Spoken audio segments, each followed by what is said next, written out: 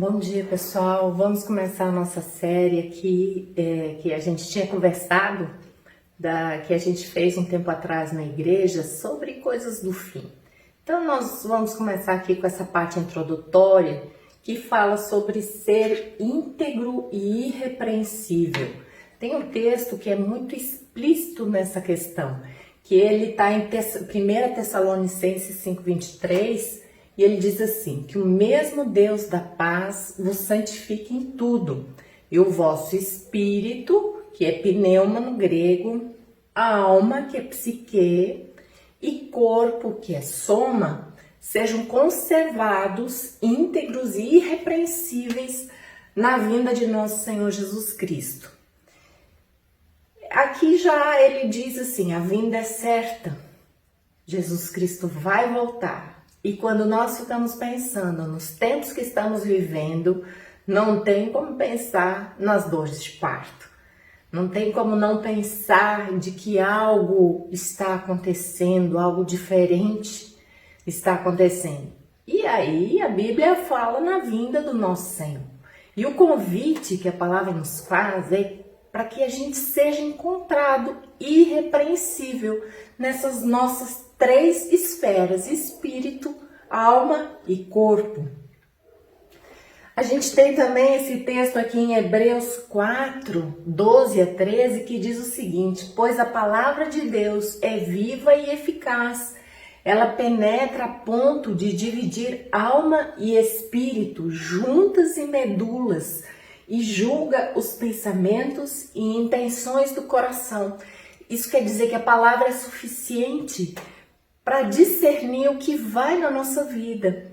E isso é fundamental para que a gente seja encontrado irrepreensível. Então, o quanto, amado irmão, tá lendo a palavra, se dispondo a deixar que a palavra entre no seu coração e faça esse trabalho. É como se fosse uma faca cortando alma e espírito. Quem já viu alma e espírito? Ninguém viu. Agora, essa visão tricotômica do ser humano, ela nos ajuda a explicar diversas coisas. O que é isso tricotômica? É três partes, corpo, alma e espírito.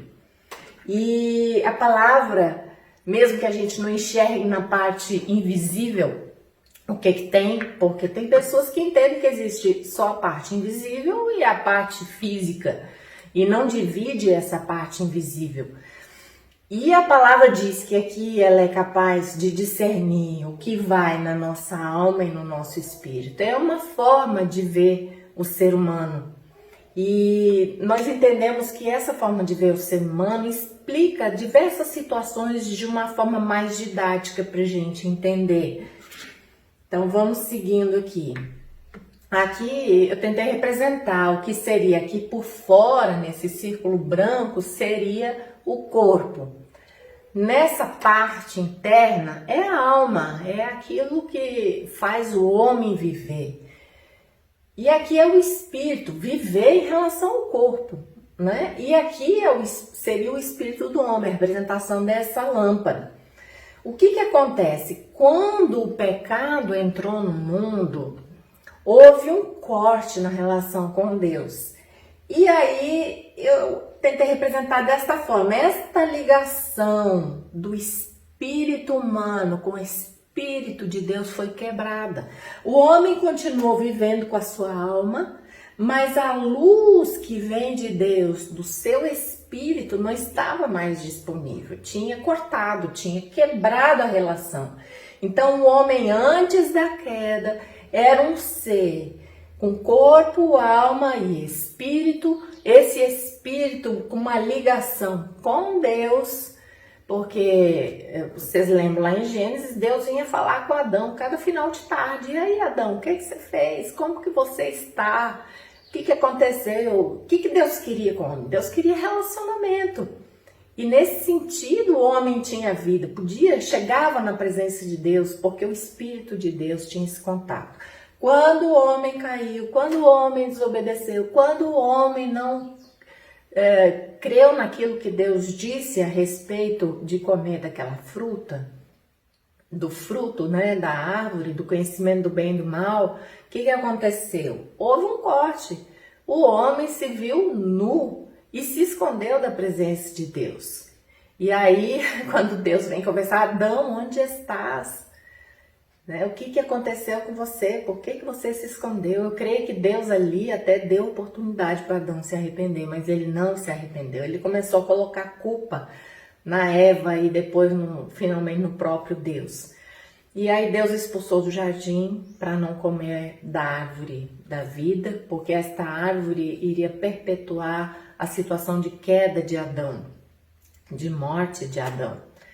E o que acontece? Do ponto de vista de Deus, o ser humano está morto. Por quê? Porque essa ligação do Espírito de Deus com o Espírito do homem foi cortada. Então, quando no Novo Testamento Paulo fala, né, ele vos deu vida, estando vós mortos em vossos delitos e pecados, isso está escrito em Efésios. Isso significa que para Deus, o homem que não é nascido de novo, ele é uma pessoa que está morta espiritualmente. Podemos até estar vivendo, mas para Deus não temos essa ligação do Espírito, do nosso Espírito, com o Espírito dele, e isso representa a morte espiritual. Satanás, ele sugeriu que o homem poderia ser como Deus e ter luz própria para governar-se. Esse foi o engodo lá no Jardim do Éden. E foi isso que o homem então se achou e fez ele se separar de Deus. Espiritualmente, Adão se desligou do sistema de Deus e começou a tentar viver no sistema de Satanás. E a Bíblia fala em 1 João 5,19 que o mundo jaz no maligno. E isso é extremamente maligno. Esse desenho aqui representa a minha alma no comando. Sem a luz de Deus, sem a vida de Deus. Nós nascemos no reino das trevas, todos nós nascemos, temos vida, nossa alma anima o nosso corpo, mas nós estamos nas trevas. A gente não percebe que a gente nasce escravo de Satanás, escravo dos nossos desejos, do nosso eu. O nosso espírito está separado de Deus, ele está morto, não há aqui ligação com o Pai, é isso que a Bíblia fala. E aí vem uma frase que eu acho tão fantástica, que é: ser cristão não é evoluir, não é eu me tornar melhor, não é ser melhor.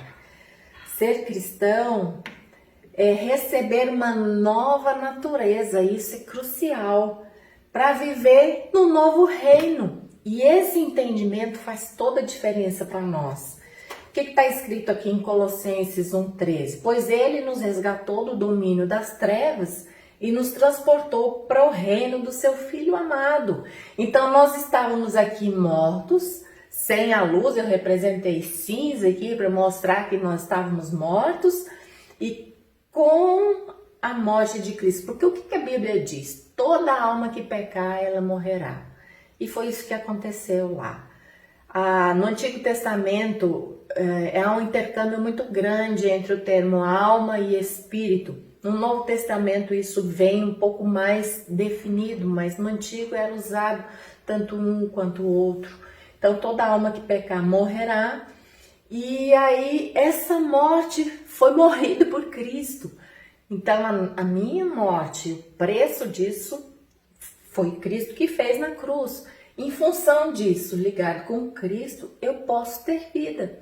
Aqui representa o crente nascido de novo, com o seu espírito ligado no Espírito de Cristo. E isso é fundamental para o nosso entendimento. Ser cristão, vou repetir, ser cristão é receber uma nova natureza para viver no novo reino. E para viver no reino de Deus, Ele mesmo nos prepara, Ele mesmo nos dá a cidadania.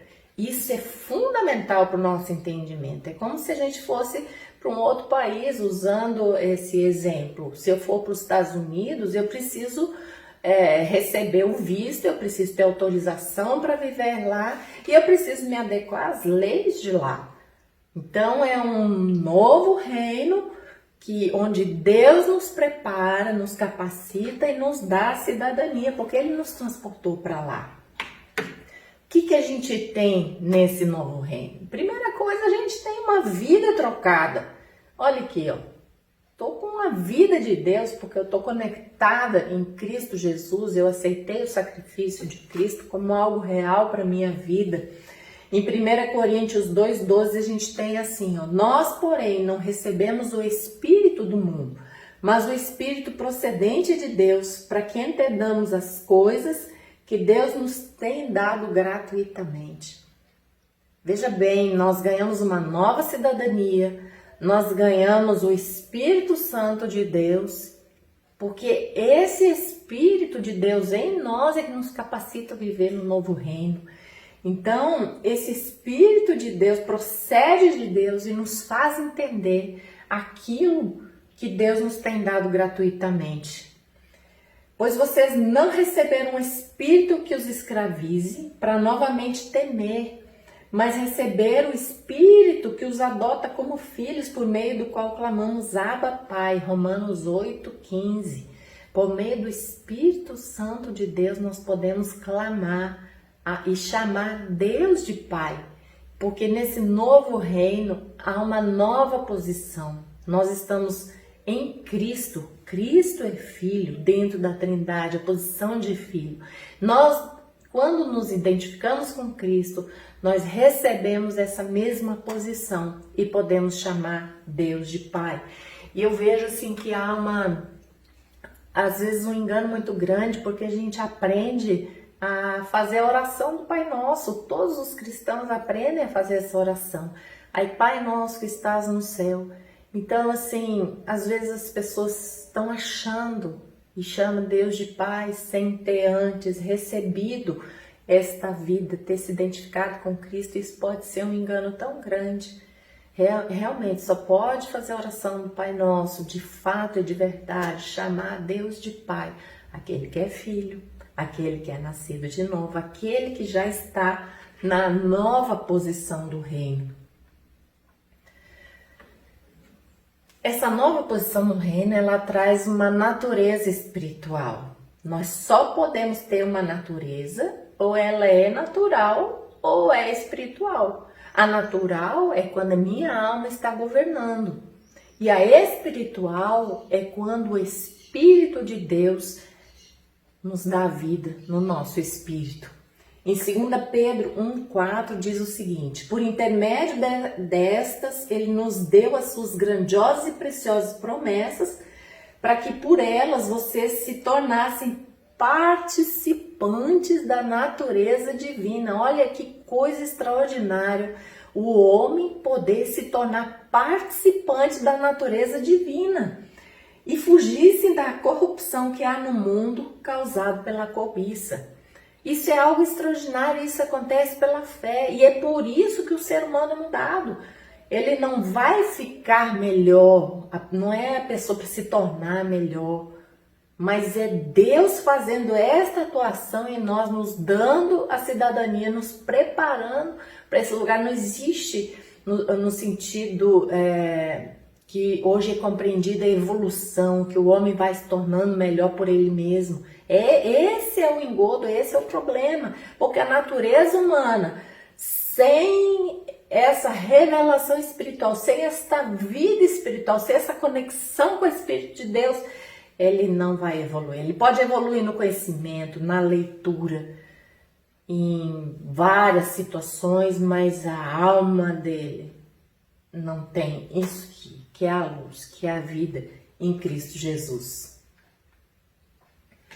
Outra coisa que quando a gente está no reino, a gente tem uma vida espiritual. Eu fui crucificado com Cristo, Gálatas fala, Paulo fala em Gálatas 2,20, assim já não sou eu quem vive, mas Cristo vive em mim. A nova natureza que nós temos é a vida de Cristo em nós, porque essa natureza é que me traz para o reino. Aí disse-lhe Jesus lá em João 11,25, eu sou a ressurreição e a vida, aquele que crê em mim, ainda que morra, viverá. Nós podemos morrer, e nós vamos morrer, em algum momento vamos morrer, a não ser que o Senhor volte primeiro, aí seremos arrebatados, transformados, e isso nós vamos conversar numa próxima aula, né? Ainda que morra, viverá. Por quê? Porque nós já temos esta vida, nós viveremos com Cristo no céu, nas regiões celestiais. Aliás, nós já estamos lá, e isso nós vamos ver daqui a pouco. Nós recebemos luz espiritual, porque outrora vocês eram trevas, mas agora são luz no Senhor. Vivam como filhos da luz, está lá em Efésios 5:8. E isso depende da nossa fé.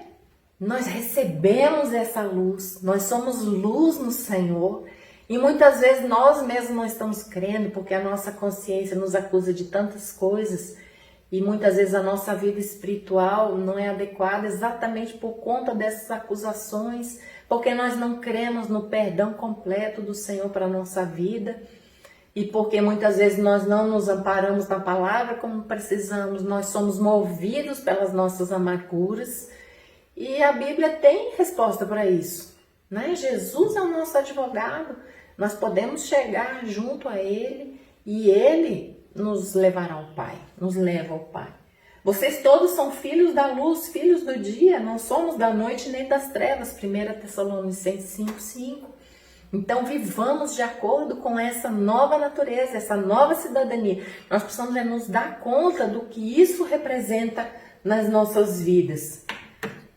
Ah, nós temos uma outra identidade espiritual, você ganha uma outra carteirinha, seu RG muda. Todos vocês são filhos de Deus mediante a fé em Cristo Jesus, Gálatas 3:26.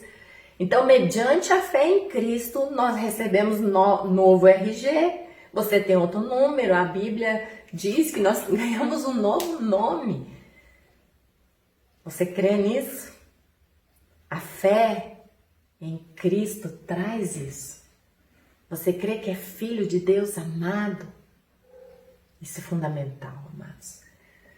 Em 1 João 3 diz, nós lhes proclamamos o que vimos e ouvimos. Isso é João falando, para que vocês também tenham comunhão conosco. E a nossa comunhão é com o Pai e com seu Filho Jesus Cristo. Só tem comunhão quem está em Cristo Jesus. Muitas vezes nós falamos de comunhão na igreja, mas a verdadeira comunhão ela só acontece por meio do Espírito Santo de Deus. Nós podemos aqui viver em novidade espiritual. Quem está nessa nova realidade, conforme 2 Coríntios 5:17, que diz assim, portanto, se alguém está em Cristo, é nova criação. As coisas antigas já passaram, eis que surgiram coisas novas. Essa coisa nova é estar nessa novidade espiritual, nessa nova esfera, vivendo essa nova cidadania, essa nova forma de viver com visto do Senhor, porque nós cremos em Cristo Jesus. Nós temos uma unidade espiritual também, mas aquele que se une ao Senhor é um espírito com Ele, 1 Coríntios 6:17. Mas aquele que se une ao Senhor é um espírito com Ele, nós podemos ser isso. Você vive isso? Você percebe isso no seu dia a dia, que é um com o Senhor? Isso implica ter a mente de Cristo em nós também. Está aqui, mente de Cristo. E vós possuís a unção que vem do Santo, e todos têm de conhecimento, 1 João 2:20. Nós, porém, temos a mente de Cristo, 1 Coríntios 2:16. Quando nós entramos no reino, nós temos essa nova mente. E essa mente, ela é nos dada por Deus, ela está dentro de nós, dentro de mim, dentro de você. E a questão é, o quanto nós acessamos essa mente? O quanto nós paramos para entender como é a mente de Cristo, como Cristo faria, como Ele seria, o que dispõe o nosso coração? Nós somos guiados pelo quê? Como é que nós podemos ver essa mente de Cristo? Em primeiro lugar, pela palavra, onde Ele se revelou. Em segundo lugar, pela oração e pela revelação do próprio Deus. Terceiro lugar, pela meditação. Não ore apenas, medite, fique em silêncio na presença de Deus. Eu sei que vem muitos pensamentos na nossa mente, várias coisas para fazer, a nossa alma é inquieta, a nossa mente ainda é muitas vezes inquieta e nós precisamos acalmá-la diante do Senhor, ficar um tempo para que a gente possa ouvir o que está na mente de Cristo, porque ela já está dentro de mim, de você. A outra coisa que o reino produz em nós é fruto, o fruto do Espírito Santo. Olha, e contra essas coisas não há lei, não existe lei. Olha, tenha amor, tenha paz, tenha paciência, porque isso é uma coisa que acontece dentro da gente. E fruto, ele só dá, o galho só dá fruto se ele estiver ligado na árvore. Isso é tão óbvio, né? E às vezes a gente não se dá conta de como fazer isso na prática. E estar ligado com Cristo, é estar conectado com Ele, é ter tempo com Ele, tempo com a palavra. E olha quantas coisas vão acontecer na minha e na sua vida. Mas o fruto do Espírito é amor, alegria, paz, paciência, amabilidade, bondade, fidelidade ou fé, mansidão e domínio próprio. Está lá em Gálatas 5, 22, 23.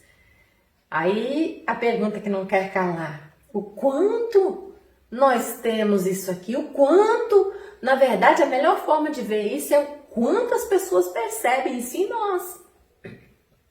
Eu posso dizer que eu tenho amor, posso dizer que eu tenho alegria, mas na verdade, aqueles que estão próximos a mim é que vão poder falar de fato. Pergunta para quem tem próximo a você, seu cônjuge, seus filhos.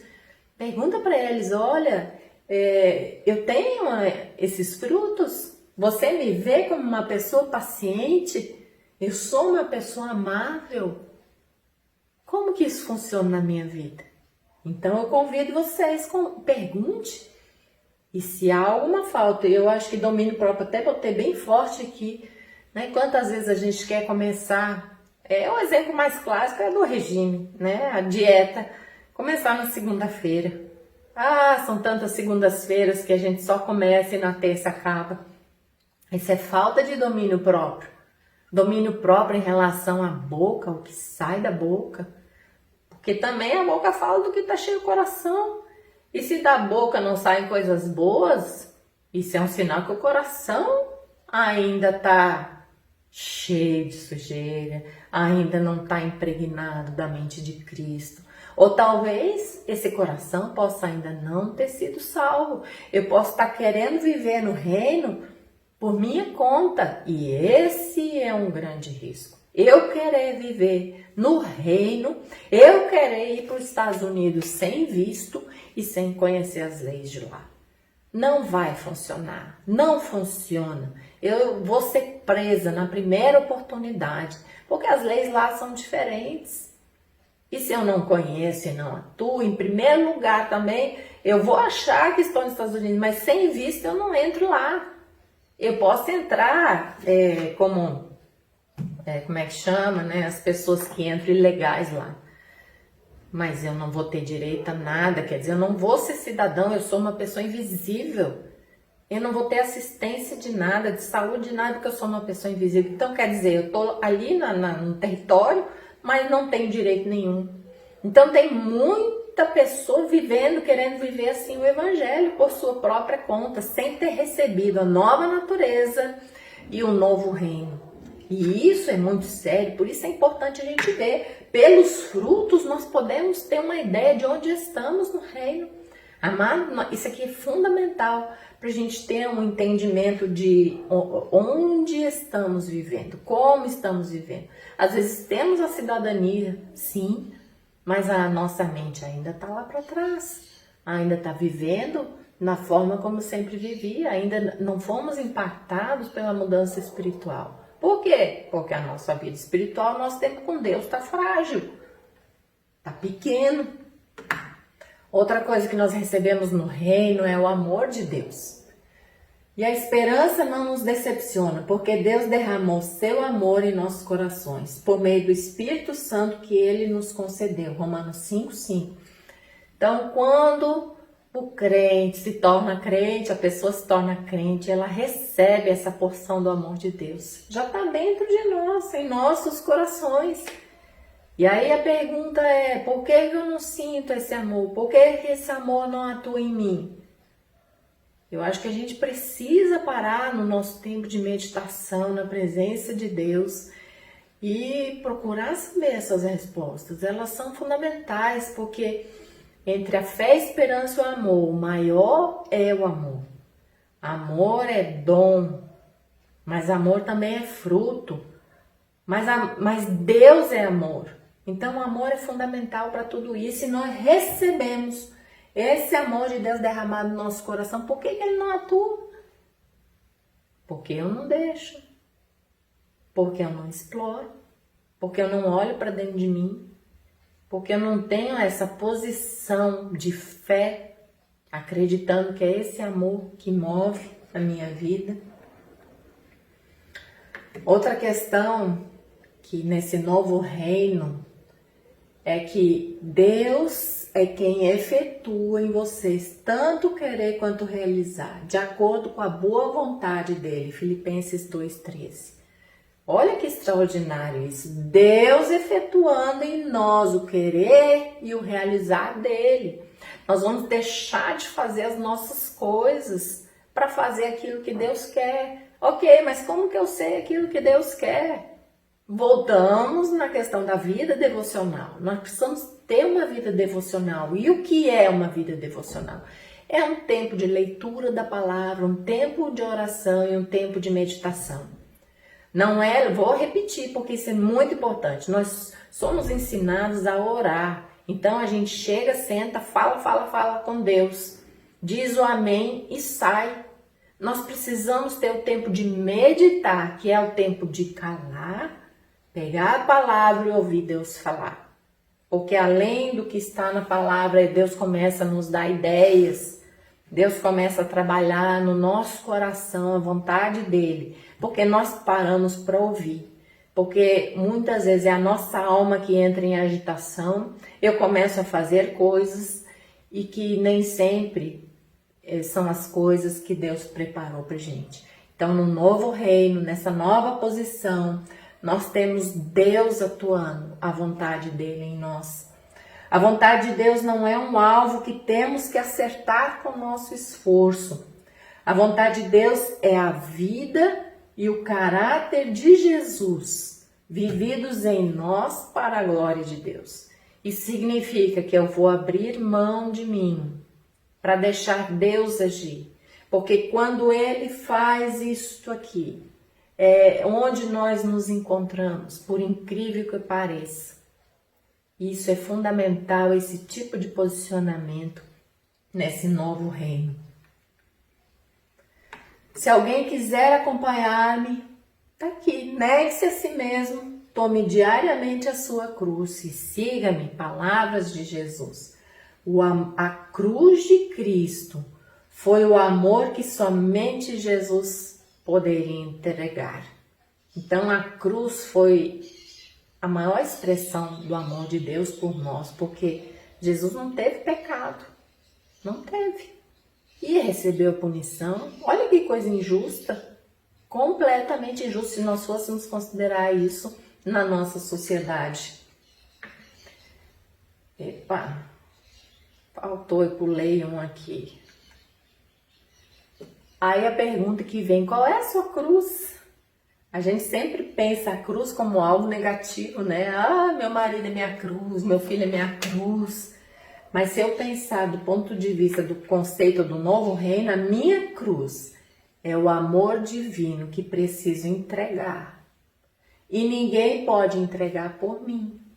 A minha cruz é o amor divino que eu preciso entregar. E ninguém pode entregar por mim.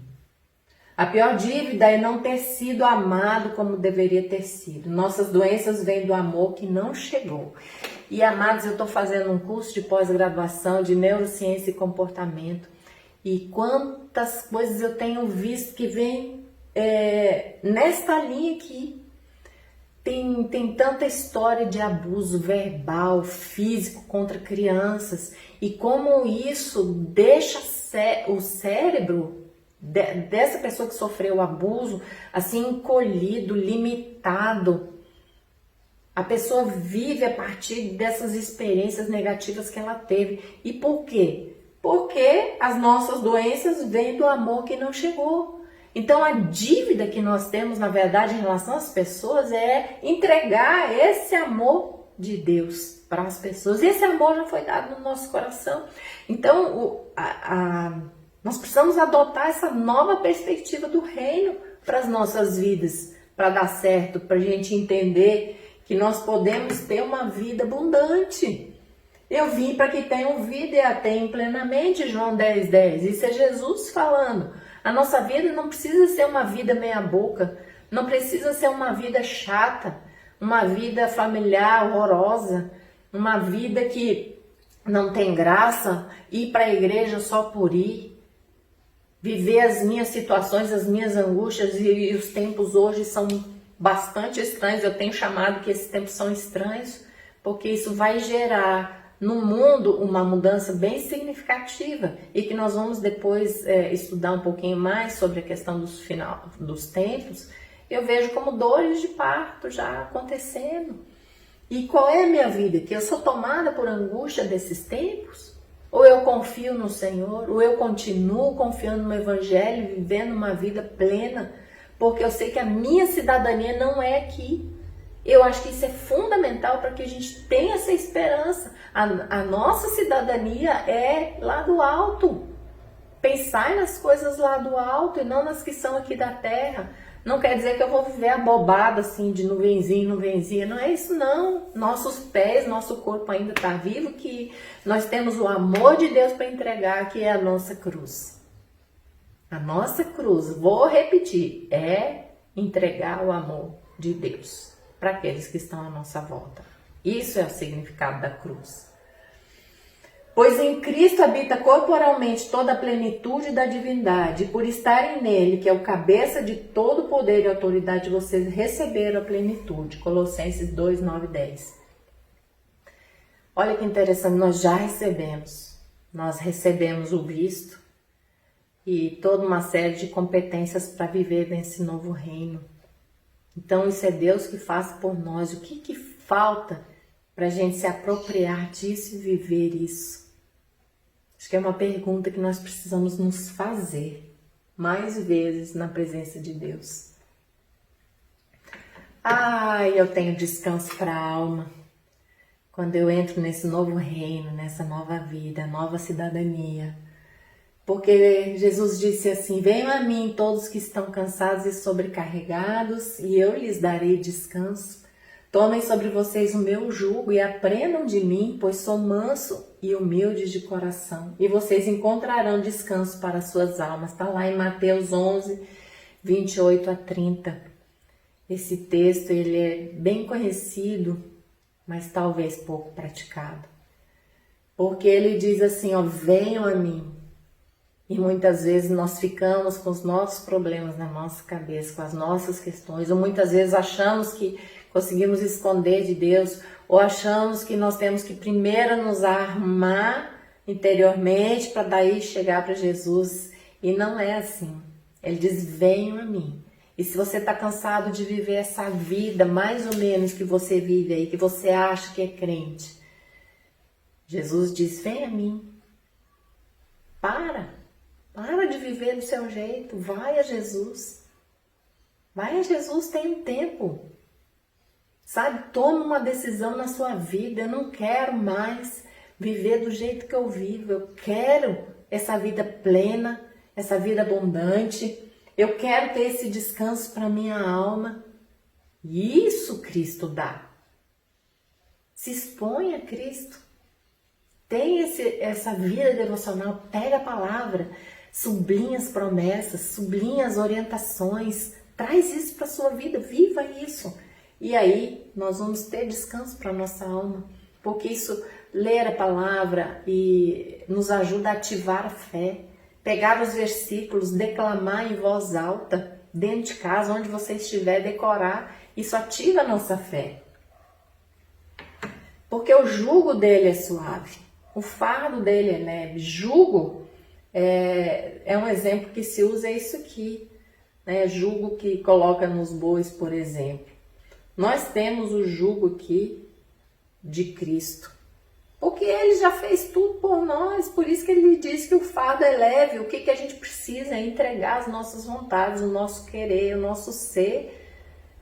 Deus efetua o querer e o realizar, mas nós precisamos abrir mão de nós mesmos para que esse agir de Deus se concretize na nossa vida. E aí o impossível vai acontecer, porque muitas vezes o que a gente faz são coisas possíveis.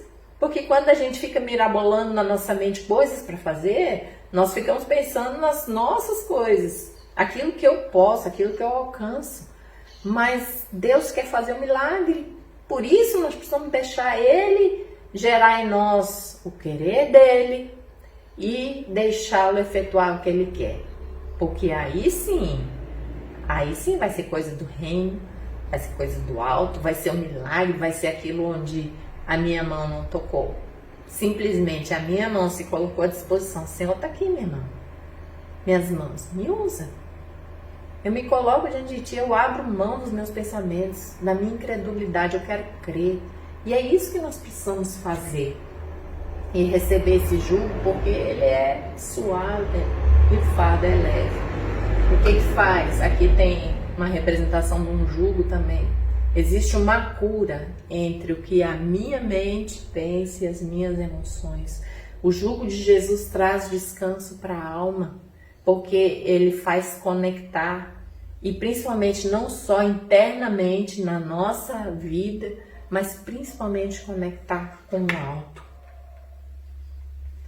Experimentar a liberdade, o alívio de não ter de produzir ou manter o que já temos graciosamente na união do nosso espírito com o Espírito de Cristo.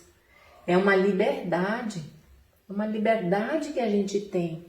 Porque aí é que muitas vezes a gente tem essa coisa assim, eu tenho que fazer isso, tenho. Toda a vida cristã a gente entra nessa vibe. Mas o que é experimentar a liberdade? De não ter que produzir ou manter aquilo que nós já temos. Nós precisamos crer, desenvolver a nossa fé. Então vai na palavra, lá está tudo escrito, principalmente no Novo Testamento, daquilo que nós já recebemos em Cristo. E a gente está passando aqui uma série de coisas que nós já temos e que nós precisamos crer e viver a partir delas. Olha que descanso. Eu não tenho que produzir isso, produzir aquilo. Eu tenho que deixar Deus produzir em mim aquilo que Ele quer. Opa, passei rápido de novo. Vamos voltar aqui. O Espírito está pronto. Ó, eu estou representando o Espírito como sendo a lâmpada aqui. Mas a carne é fraca. Quando o Novo Testamento fala em carne, é sarx, que é a palavra em grego, que é a natureza humana afetada pelo pecado. Psique e soma que operam no homem. Na verdade é isso aqui, né? Fica só o corpo e a alma, só o homem atuando por ele mesmo. Portanto, os que estão na carne não podem agradar a Deus. E eu acho que nós vamos acabar por aqui, porque ainda tem mais um pedaço para a gente ver, tá bom?